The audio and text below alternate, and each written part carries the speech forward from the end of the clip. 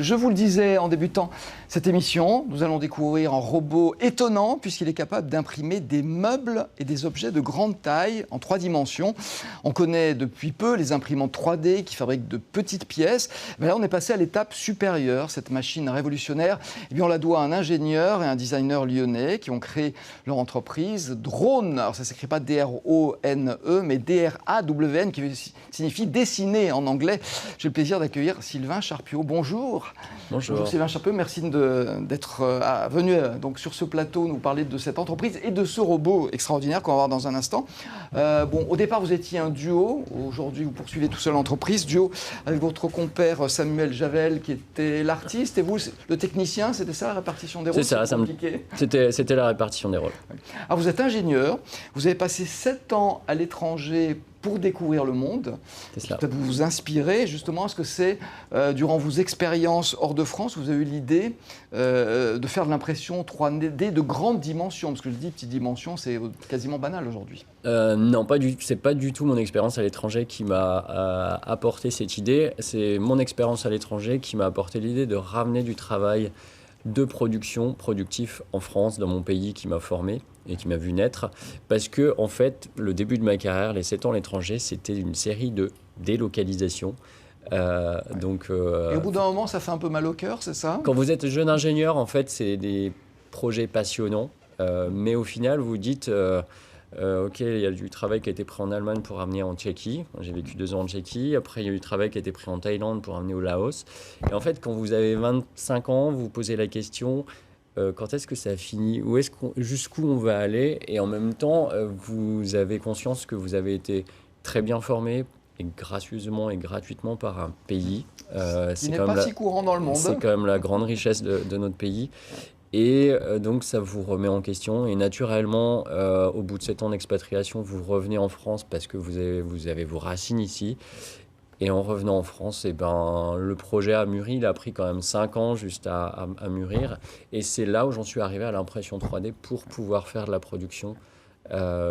Et c'est même pas du local, c'est du hyper local, ce que je souhaite faire. En même temps, tous les jeunes de votre âge, ingénieurs qui partent travailler à l'étranger, dans la délocalisation, ne se posent pas un cas de conscience. Donc je pense qu'il y a quelque chose dans votre personnalité qui a fait que, il y a cette révélation. Il y a un attachement, en effet, il y a un attachement à ses racines, il y a un attachement à plein de choses. Maintenant, je connais quand même beaucoup de gens qui travaillent à l'étranger et il y a un retour naturel qui se fait. Un retour naturel parce que voilà, la vie est belle là-bas, elle peut l'être belle en France, mais c'est vrai que on sait, c'est toujours mieux ailleurs. Quand on va ailleurs, justement, on se rend compte que pas forcément. Exactement. Après, c'est un état d'esprit. Faut savoir. Alors, je vous l'ai promis, on va découvrir les images de ce robot révolutionnaire. Il s'appelle Galatea, c'est un joli nom. On peut dire qu'il est quasiment unique au monde. Regardez ce qu'il fait, surtout avec ces petites billes de plastique. Alors, il est en effet unique en France et on est 2 dans le monde à l'avoir développé. Donc, il utilise des granules de plastique, aussi bien vierges que recyclés. Donc, ça s'appelle du broyat après. On utilise donc de l'ABS, qui est un matériau qui est utilisé couramment dans les appareils électroménagers. Dans les voitures, dans les véhicules. C'est un plastique, l'ABS. C'est du plastique. Voilà. Sauf que c'est du plastique recyclable, c'est-à-dire qu'on peut le fondre et le retravailler. 100% du plastique que j'utilise est totalement recyclable. C'est-à-dire que vous pouvez toujours le rebroyer, le refaire chauffer et le remettre dans le process et donc le remodeler avec Galatea. Oui. 100%. Alors donc du plastique qu'on chauffe pour qu'il fonde et le robot... Donc, dessine ces formes qui ont été préalablement programmées, voilà. Évidemment. La Galatea est composée en fait de 2 grosses machines importantes, les plus importantes, qui a un robot qui crée le mouvement. Ouais. Ce robot-là que j'ai fait de la récupération, parce que je suis allé le récupérer dans une usine aussi en démantèlement automobile en France. Ce qu'on appelle un extrudeur qui transforme ces granules, qui vient les chauffer et qui les transforme en un filament. Donc le process s'appelle le dépôt de fil chaud, l'impression 3D par dépôt de fil chaud. Donc on vient déposer par couches successives des pourtours qui viennent se coller, se souder les uns aux autres. Alors et qui créent l'objet. Comme il est chaud, il s'auto-soude, pas besoin de colle. Exactement. Donc c'est l'avantage de la naturel. Technique. Voilà. Il a fallu combien de temps pour le mettre au point? Il m'a fallu 2 ans pour mettre au point, surtout pour trouver les machines, parce que j'ai fait ça sur fonds propres.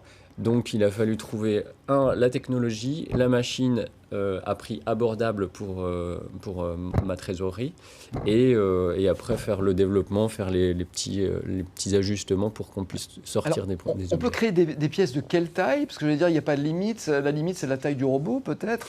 Est-ce qu'on peut imaginer un jour faire des maisons, des voitures? Je ne sais pas, moi. Alors, les maisons, ça existe déjà. L'impression 3D de maison, ça existe déjà. Les Chinois, les Portugais, il y a plein de gens qui ont fait ça.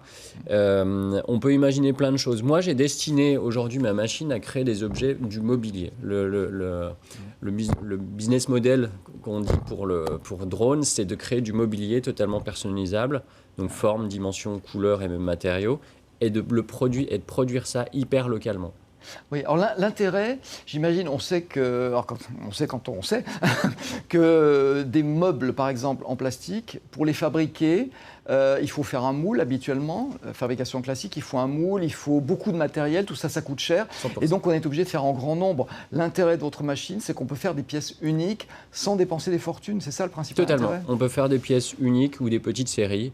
Et on sera beaucoup plus rentable que si on passe par la production traditionnelle, totalement. Est-ce que c'est pas long à fabriquer? Parce que quand j'ai vu les images, moi, à vitesse normale, ça prend du temps. Ça prend tout de même un certain temps. Maintenant, la machine est autonome, on peut la faire tourner 24 heures sur 24. Ouais. D'ailleurs, là, elle tourne depuis un mois et demi en mode 24 heures sur 24, parce que je travaille sur un énorme projet. Donc, elle reste autonome.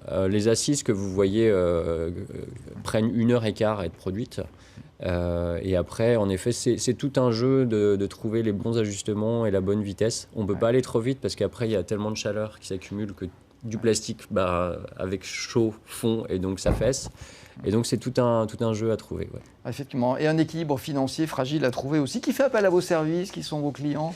Mes clients sont des architectes d'intérieur, des architectes, des particuliers qui veulent se meubler. Et aujourd'hui, moi, je cherche un canal de distribution pour avoir une distribution dans des magasins, pour commencer cette distribution, pour aller ensuite créer mes boutiques où la production se fera en live. Ouais. Est-ce que ça coûte cher, des objets fabriqués comme ça? Parce qu'on l'a compris, c'est pièce après pièce. Il faut du temps pour les faire. C'est quand même un investissement. Justement, vous arrivez à le trouver, cet équilibre financier, sans faire des produits hors de prix? Alors, j'y travaille. Pour l'instant, les prix que je pratique sont des prix traditionnels dans le monde du mobilier design. Ouais. Et donc, avec cela, je suis rentable. Moi, j'ai 2 gros avantages par le procédé que j'utilise. C'est que je n'ai pas forcément besoin de faire de gros stocks. Donc, je produis à la demande. Parce que ce qui coûte cher dans une entreprise, c'est ce qu'on appelle le besoin en fonds de roulement, c'est les stocks. Et le deuxième avantage, ce sera la supply chain à terme quand j'aurai réussi à créer un réseau. C'est-à-dire que là, on aura moins de transport puisque ça aussi, c'est un coût supplémentaire. Mais en effet, il faut arriver aussi à ce niveau de production pour pouvoir économiser sur ces sujets. Donc, c'est un développement de start-up. Donc, voilà, on fait avec les moyens du bord et puis on avance. Dernière petite question sur l'esthétique. On l'a vu, c'est une esthétique particulière. Est-ce que ce sont des petites superpositions comme ça de couches de plastique? Est-ce que ça, on est obligé d'en passer par là ou on peut imaginer une autre esthétique? Ou après, il faut poncer, Ouais. Alors, ou est-ce qu'on peut affiner ces petits... Pour l'instant, en effet, moi, je fais les pièces qui sortent brutes de ma machine. Donc, on a moi, j'appelle ça des boudins. C'est peut-être un peu péjoratif. Des boudinets. J'appelle ça des boudins. Et donc, on a cette forme-là. Mais quand vous asseyez, vous ne sentez pas du tout ces boudins. C'est comme de l'osier. Après, on est comme sur une siège en osier. On n'a aucun souci là-dessus. Maintenant, ça peut se travailler en finition pour le lisser. Soit de l'usinage, soit venir le lisser avec des solvants et des produits chimiques. Et puis, par contre, ces boudins et ce mode de production, ça lie très bien avec des matériaux chargés de fibres de bois, de lin, de chanvre, qui donnent un aspect corde que les gens n'ont jamais vu. Effectivement, vous travaillez sur l'utilisation d'autres matériaux, le chanvre, le bois, etc., qui vont entrer dans la fabrication de ces produits. On croise les doigts pour vous. Vous avez un site internet, je rappelle le nom de la société, Drawn, DRAWN, qui veut dire dessiner. Merci d'avoir été avec nous.